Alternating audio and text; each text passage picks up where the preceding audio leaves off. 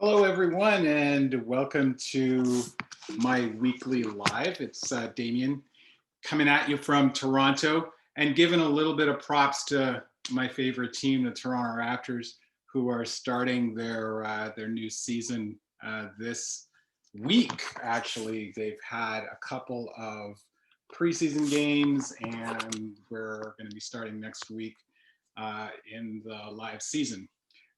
It's amazing how in such a short period of time uh, I could go from having watching the Raptors be something so important to today's day and age with so much else going on in the world. It's a side distraction, but nonetheless I intend to watch all of their games as they play from Tampa. They can't participate, they can't play from Toronto this year because obviously of the pandemic and crossing the border back and forth. So today we're going to talk about, I just noticed that every time I start a video, I start with touching my fingers to my nose, little habit there. We're going to start talking about creating and maintaining a strong, positive self-image.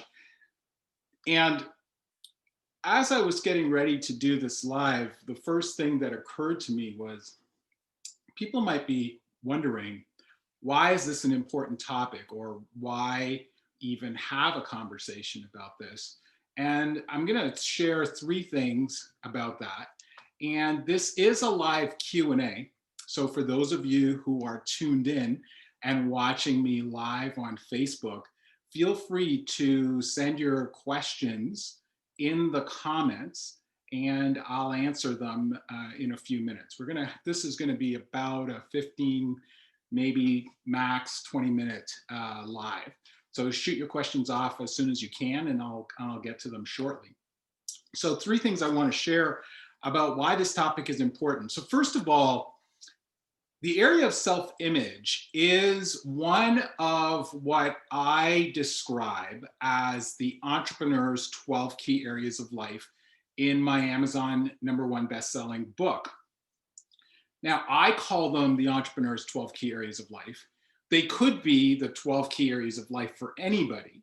And in fact, they apply. It's not that they're specific to entrepreneurs, but they could apply to anyone. They're that wide ranging.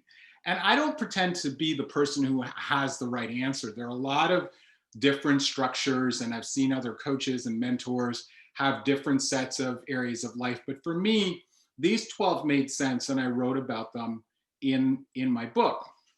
And here's how I defined self-image. I define it as the idea, conception, or mental image that you have of yourself, including an assessment of your qualities, abilities, appearance, and personal worth. Again, I'm reading that straight out of my book, which you can get on Amazon, either on Kindle or you could get this soft cover. So that's the definition of self-image. And I wanted to read a couple of paragraphs from the book for you about why this is important from my perspective. So first, if you don't have a strong positive self-image, then the way you see and relate to yourself is restricted. As a result, you diminish your ability to experience freedom as an entrepreneur. So freedom as an entrepreneur, freedom as a human being, the ability to create a freedom lifestyle, the kind of lifestyle you imagine when you started your business, is diminished if your self-image itself is restricted or reduced. The other paragraph that I wanted to read to you is this. Creating and maintaining a strong and positive self-image is critical for entrepreneurs. Often, you are the face of your product or service. In some cases, you are the product or service. You're also where your team looks to lead by example and create the pathway. You are where your prospects look when deciding if they want to do business with your company. So obviously, if you're the face of your company, or if you're the product of your company or the service of your company, and you have a diminished image of yourself, that's going to affect your ability to have your company, have yourself be successful. There is a article that was in the Harvard Business Review not that long ago, and I found it really interesting. One of the misconceptions that has existed in the workplace, and this applies in the corporate public sectors as well as private and entrepreneur sectors, is that there's been a misconception that women have less self-image or self-worth in the business place. And the studies have actually shown that that is not actually the case. What is the case is that if you take, let's just say you take a man and a woman who are of equal abilities, the man and the women have about the same perception of their self-image or self-worth. However, men are stronger self-promoters than women in general, and that's what the studies are showing. And so if you took a male-run business and a female-run business, and they were both of equal ability, what will typically happen is that the male-run business will end up being more successful in terms of, because the person running the business has a stronger self-promotion drive than the female-run businesses. And so what the article suggested when we were looking at this, they were talking about it inside of a corporate environment, and when they were looking at male employees versus female employees, because the men have a propensity to self-promote more, that the observer really has to be keen to ensure that when they're looking at people of similar talents and skills, that they're not swayed by the self-promotion of the man versus the self-promotion of the woman. And what was amazing about it was that the article went on to further look at, even when a woman knows that she is better than a male counterpart, her self-promotion is still below that of the man. So for those of you who are out there and running your businesses and women, and I know I'm talking to you because 85% of my followers are female entrepreneurs and 95% of my clients are female entrepreneurs. So I'm speaking to you. It's a good thing for you to understand that, naturally speaking, your self-promotion versus your male counterparts when you're out there promoting your business is a little lower. So you can't afford to have your self-image drop and drop your perception of yourself even lower and lower that self-promotion drive. Okay, so that's number one. Number two thing I want to say about this topic is that we're spending more time alone these days, which is not a great thing. Why? Because when we are by ourselves, typically human beings are not having automatic self-promotion, self-aggrandizing, build ourselves up conversations. Our spin typically is to find the things that are wrong and beat ourselves up for it unless we intervene in what our natural drive is in terms of our own image. Okay, so we're not our biggest fans. Usually if you look outside of yourself, you will find that people have a much higher perception of your abilities, your skills, your worth than most of us have for ourselves. There's a meme that was going around, I think I referenced it in the last one where I was talking about self-love, but there was a meme going around and it said that if I asked you all of the things that you love, how long will it be until you name yourself? And that's a really telling thing about us as human beings, and in how long it takes us to perceive ourselves as great as we really are. So typically what happens when clients I'm working with get into some kind of a thing where they're not feeling great about themselves is they disappear. They go off on their own. They want to solve it. They start talking to themselves. And almost always they say, when we end up talking with each other, I should have spoken with you sooner. Why? Because the moment that we talk to someone on the outside, there's an opportunity for us to pull ourselves out of that and start having a conversation that's actually constructive. I'm a scuba diver. It's one of the things that I love so much. And one of the rules about scuba diving is that you don't go scuba diving on your own. Well, you shouldn't go into the recesses of your mind alone either, because What happens when you get stuck in there is you're not telling yourself all the great things about you. All right, so that's number two. Number three, and then I want to make sure I have time for questions. If you're going to work on your mindset, I encourage you and strongly recommend that you select carefully. And all of us should have at least one resource that we can go to when we're dealing with challenges in the area of mindset. Again, just see the point I made before about we're not our own best support. We want to make sure we've got someone in our corner. So you should have at least one person that you can go to support you around mindset. And in this area, experience counts. You want to have someone who is able to leave their fears and their limits out of the conversation with you. When you go to someone with your mindset, the last thing you need is someone to bring in their baggage and add it on top of your mindset. That's why I said experience counts in this area. And no amount of structures that you can create in your business, I don't care if you have the most successful structures, will make any difference for you if the mindset is failing. So again, really important reason for having that. So I know I've got a couple of questions that got sent in advance.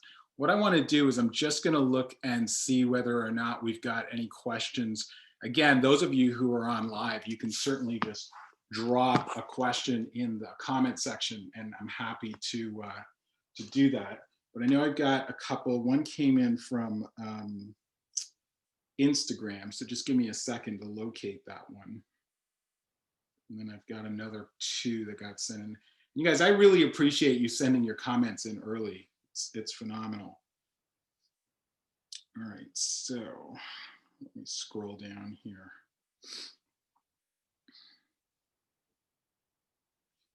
All right, so the first question actually comes from, boy, I swear I'm gonna mess up trying to say her name. It's Berjheny. I'm gonna say Berheny, but I probably butchered it and I apologize. She asks, what actions do you generally recommend for getting rid of those self-deprecating thoughts? Okay, so the first thing to get about those self-deprecating thoughts is that they're likely to be on rapid fire, especially if you're not in a space where you're doing great. So I do not say that you can get rid of self-deprecating thoughts. The question is, how quickly can you respond to the self-deprecating thoughts and actually have them not drive your mood, your behavior, your reactions? So first of all, notice that the self-deprecating thought is not you, and then recognize that you're going to take a different action or have a different perspective regardless of that self-deprecation thought, okay? And that's a practice. How fast can you actually separate those thoughts from being yourself? So the answer to your question is you're not gonna get rid of them, but how quickly can you respond to them? All right, so that's the first answer. And then I know I've got two more. And then those of you who are on live, yeah, go ahead and put them in. Let me just get the other two. All right, so the first one, Carla sent this one in. She says, how do I maintain a high level of confidence when things don't go as planned or askew? In other words, fail at what I'm trying to accomplish. I love this question because here's the perspective. Try to alter your perspective to failure. And when I say try, just alter your perspective to failure, not really like try to do it. Failure is something to actually embrace. You can catch that failure is an opportunity for learning. And every time you fail at something, you learn something and is an opportunity to take something to another level. Now, Edison failed 1,000 times when he was creating a light bulb, right? And he said it wasn't 1,000 failures, it was 1,000 lessons learning how to create a successful light bulb. And that's really what you want to do. I do try, because this is one of those things where I don't always do it. I, as much as possible, look to embrace wherever I fail as a learning opportunity. I'm not always successful. We're not always going to be successful at that. Sometimes it just hurts to fail and we take it personally. But as much as you can separate the failure from yourself, that it's not personal to you, then the failure exists as an opportunity to learn. All right, last question, and then from that came in, and then I'll check and see what we've got live.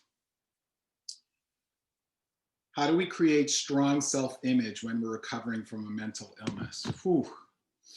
All right, so most of you know, if you followed me, that I'm a huge advocate for mental health and mental health wellness, particularly because I have dealt and lived with mental health, specifically major depressive disorder, MDD, and seasonal affective disorder, SAD, since my early teens. And I say live with because it's not something for people that ever really goes away. It's like people saying they're an alcoholic for the rest of their life. If you're someone who lives with depression, you know that at any point your depression could return. And so we live with that regardless of whether or not we're in a state that's strong or not. So how do you deal with that? Well, first of all, you know, if you're someone who deals with mental health illnesses, you know that one of the symptoms of mental health illnesses is often a negative perception of self. And all I can tell you is what I've learned from dealing with this, and that is to give myself the grace to be with whatever state I am in at the time. Your body is doing what it's doing. It's taking the time that it needs. It is doing its job at healing, and you may need to allow it to be in that space for a period of time. And as for that particular symptom, self-deprecating thoughts, get external support. It's not, again, back to this, it's not something that you want to handle on your own or that you should be trying to handle on your own, especially in the area of mental health. Okay. All right. So let me check quickly and see if there's any comments or questions live. I don't see any. All right. None from the live people.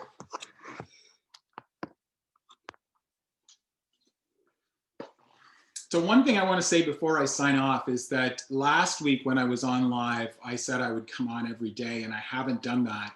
After I did that broadcast, I just realized that that was just me over-promising. There's no way that I'm going to do a live broadcast every day. I just don't have the resources. This is one of the most challenging times of the year for me, my own mental health, as well as there's a number of business opportunities and things that I'm into right now that's taking up a lot of my time. So apologies if you were looking for that. That's not going to happen. I will commit to being on here on a weekly basis, and that you can count on. And I'm going to sign off by just giving you 3 tips out of the 5 in this from this habit in my book. So let's see. Tip number 1 is stop giving yourself permission to speak to yourself in ways you would never speak to others. Just cut that out. You would never criticize other people the way you criticize yourself. So just stop doing that. All right. Tip number 2, keep away from well-intentioned do-gooders who aren't actually able to help you when you have a self-image crisis. Yeah, your friends may not be the best person to go to when you're dealing with self-image issues. Again, an experienced person who can coach or mentor you in the area of self-image and work on your mental process is key. It took me 2 years before I selected my coach, and the reason that it took that long was I don't let anybody go up here and mess around in here unless I'm absolutely sure that they're going to be doing more good than harm. And then the final tip is, and I said this a little bit in answering one of the questions, but learn to see every failure as a learning opportunity that means nothing about you. Thanks again for tuning in. Those of you on my other social media platforms who are watching the recording of this, feel free to reach out with a direct message or a comment. with any questions that you might have, and either myself or my team will absolutely respond to every single one of your comments or questions. Have a great week, and we'll chat with you soon. Bye for now.